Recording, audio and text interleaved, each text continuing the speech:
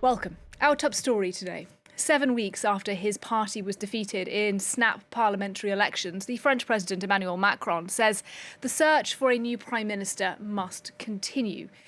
The left-wing New Popular Front alliance won the most seats in that election ahead of Macron's centrist bloc and the far right, although without a working majority in parliament.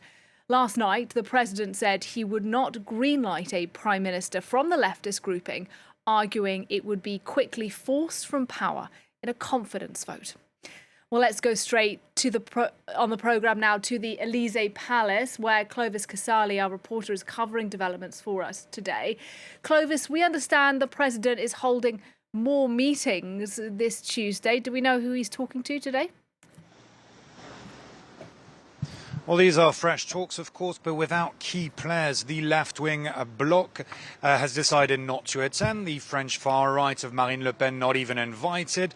So President Macron is left basically with his allies and some independents, minor groups. Yesterday in a statement, the French presidency said that Emmanuel Macron would talk also with experienced figures, maybe former presidents like Nicolas Sarkozy and François Hollande, maybe former prime ministers. But what is certain is that there's a whole deal of uncertainty. France heading into the unknown as it's still waiting to know who will be the next prime minister.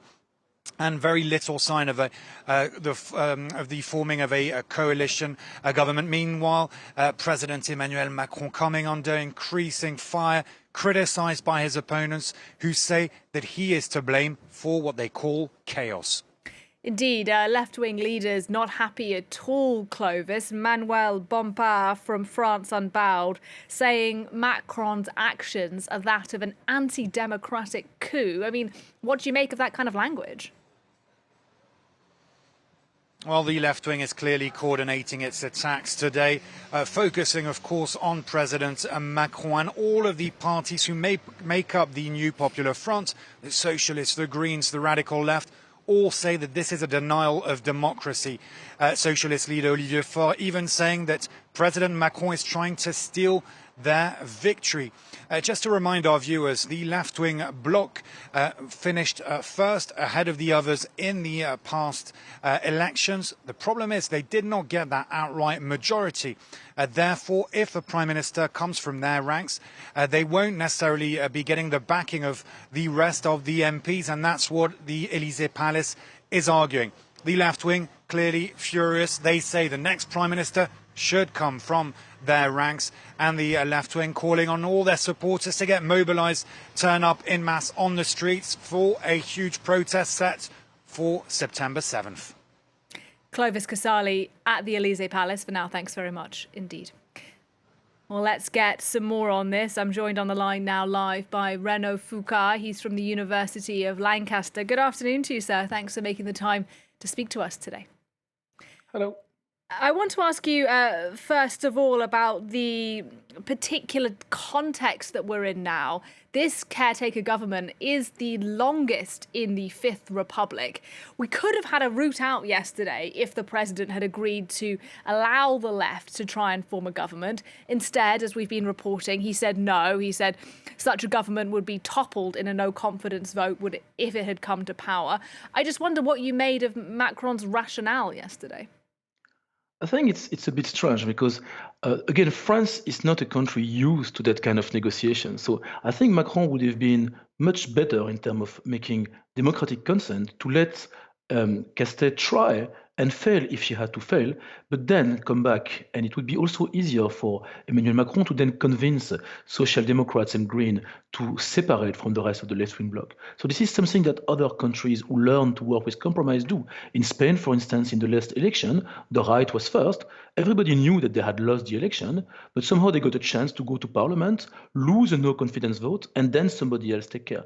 I think Macron is trying to do something that the Netherlands would do or Belgium would do, like wait for a very long time, only go to parliament once they're a majority. But I don't think the citizens are ready for this, and I don't think they understand really what's going on. It looks from the outside like not very democratic.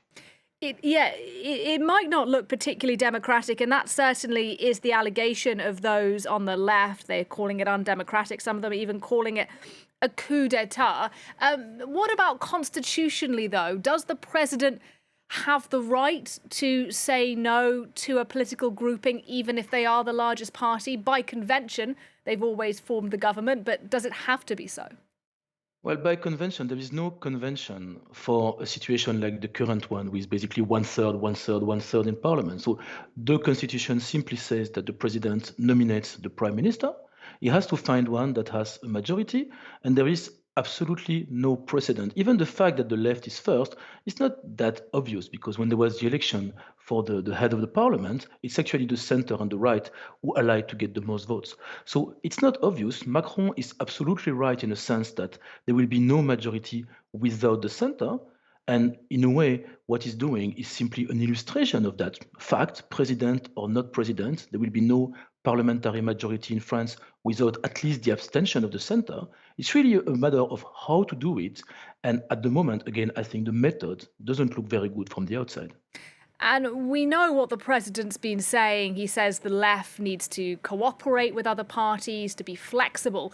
But the left is trying to do that, isn't it? I mean, even Jean-Luc Mélenchon of the far-left party, France Unbowed, suggesting that his MPs don't have to be part of a government if that would break this deadlock. That idea hasn't been accepted either. So what else can the left do now? They seem rather stuck. At the moment, the left say we will not join the current discussion. And at the moment, Emmanuel Macron is stuck because he's trying to build a majority with only his own MPs and a couple of friends. So the left, at the moment, I think they will just wait and see, okay, you want an alternative, show me what the alternative is. The far right is out of the picture at the moment. If the left is out, Macron will have to somehow convince them. And the price would, of course, be much, much higher if Macron imposed a prime minister. So if the prime minister was Lucie Castet, it was up to her to build a majority and convince the center and some of the right not to oppose her. Now it's the other way around. If Macron really wants to convince the Socialists and the Greens to leave the left, the price would be very, very, very high indeed, if there is any, because it might seem like a betrayal for them to actually leave their bloc, because they were elected together. They were not elected as separate parties. And even more so, the center and the left, everyone was elected together in the second round as of Republican front against the far right. So it's very hard to disentangle that. And the way Macron does it doesn't give a lot of possibilities for the left to express themselves in other ways than saying, no, this is not democracy. Well, Jean-Luc Mélenchon has come up with one idea, hasn't he, over the weekend, saying he might impeach the president if he's not happy with the direction that he's taking the country. Is that plausible? Could it happen? No, I don't think this is plausible because this is a long procedure. As far as I understand, you need a two-third majority in the parliament and in the Senate. So that means that the Senate is a majority center right at the moment. So it would mean that the right would have to vote to destitute the president. I don't think this will happen. I think there will be demonstrations in the street. I cannot expect it to be as massive as retirement because in the end, it's just politicians demonstrating about government. This is not the life of citizens is not at stake the same way as in a pension reform of the yellow jacket. So I don't expect it to be massive, but something must happen, something must move. And I think the only way is to have a form of failure. So Macron has to try, nominate someone, let's see if it works, and then somebody else try. Without that, it will look like the president alone in his castle trying to decide everything. Just a final question for you. Paint me a picture, if you don't mind. Where do you think we are in a month's time? Has Macron broken the deadlock? And if so, how did he do it? So Macron, in a way, has won the election in the way that the center is necessary for any coalition. In a month, I would have expected it to happen faster, but in a month, I would expect to have at least one failure from the left and one failure from the center. And then, yes, there will be a case to build what seemed to be the obvious majority in France, which is a center-left majority, perhaps with support from the outside by the far-left La France Insoumise. I don't really see the far-right supporting a minority center government, but this is still plausible. But I think in a month, there is more than enough time for Macron and for the political parties to sit down, see what their red lines actually are, and accept not to lose the face, and so not let Macron decide everything on his own, but let also others come with proposals and bring their own ideas on the table. Renaud Foucart, great to get your perspective, sir. Thanks very much indeed.